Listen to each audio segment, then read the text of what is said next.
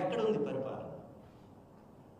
రైతులు తన గోడు చెప్పుకోవడమే రౌడీతనమైతే ఎలాంటి పరిపాలన మీరు అందించాలనుకుంటున్నారు? ప్రతి ఒక్క రైతు ఈ విషయాన్ని ఆలోచించాలి.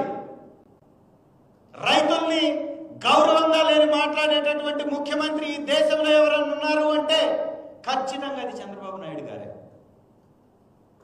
గతంలో కరెంటు తీగల మీద బట్టలు ఆరేసుకోవాలన్నా, వ్యవసాయం దండగాని మాట్లాడినా, ఈరోజు రైతుల్ని రౌడీలుగా మాట్లాడినా అది కేవలం చంద్రబాబు నాయుడికే చెల్లింది తప్ప మరెవ్వరు కూడా రైతుల్ని ఇంత దిగజార్చి మాట్లాడినటువంటి చరిత్ర లేదు అనేది ఇది మనం ఒక్కసారి గమనించాలి.